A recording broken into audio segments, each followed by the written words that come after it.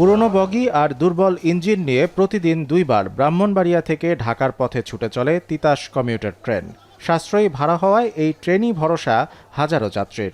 প্রতিদিন কয়েক হাজার মানুষ যাতায়াত করলেও মিলছে না কাঙ্ক্ষিত সেবা। অভিযোগ রয়েছে, আন্তনগর ট্রেনের মতো তিতাস কমিউটার ট্রেনের টিকিটও বিক্রি হয় কালোবাজারে। ট্রেনে নেই পর্যাপ্ত সুযোগ সুবিধা, এতে ভোগান্তি বেড়েই চলেছে যাত্রীদের।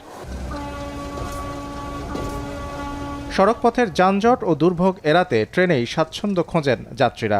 প্রতিদিন 5 থেকে 7 হাজার মানুষ বিভিন্ন গন্তব্যে যাতায়াত করেন এই স্টেশন দিয়ে। এর মধ্যে ঢাকাগামী ট্রেনগুলোতেই সবচেয়ে বেশি চাপ, কিন্তু যাত্রী সংখ্যার তুলনায় আসন বরাদ্দ খুবই কম।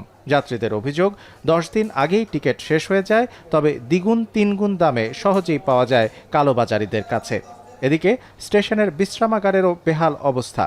এই পরিস্থিতিতে ঢাকা ব্রাহ্মণবাড়িয়া রুটে নতুন ট্রেন চালু ও বিদ্যমান ট্রেনের আসন সংখ্যা বাড়ানোর দাবি জানিয়েছেন যাত্রীরা। যাত্রী চাপ যাত্রী অনুযায়ী কিন্তু ট্রেনের বগি কম, কোচ কমের কারণে আসনও কম। টিকিটের প্রচুর চাহিদা থাকার কারণে কিছু অসৎ ব্যক্তি কাউন্টার থেকে বা যে কোনোভাবে ম্যানেজ করে তা টিকিট সংগ্রহ করে এবং উচ্চ মূল্যে আপনার ব্ল্যাকেরে যাত্রীদের কাছে আপনি টিকিট বিক্রি করে। কাঠামোগতভাবে এবং খুব দুর্বল, ইঞ্জিনটাও খুব দুর্বল, যার কারণে এটার যে একটা সেবা মানটা, জনগণ ওই সেবার মানটা যথাযথ পাচ্ছে না। স্টেশন কর্তৃপক্ষ বলছে, যাত্রী চাহিদা বিবেচনায় আসন সংখ্যা বাড়ানো এবং নতুন কমিউটার ট্রেন চালুর বিষয়ে কাজ করছে ঊর্ধ্বতর কর্তৃপক্ষ। এখানকার মানুষের দাবির প্রেক্ষিতে যে আসন সংখ্যা যেহেতু বাড়ানো যায়, প্লাস আরেকটি কমিউটার ট্রেন দেওয়া যায়, বিজয় ট্রেনের যাত্রা বিরতির জন্য এই নাগরিক সমাজ দীর্ঘদিন ধরে দাবি জানিয়ে আসছে এখানকার লোকজন। তো আমরা কর্তৃপক্ষকে অবহিত করছি, কর্তৃপক্ষ অবহিত আছেন এই বিষয়ে।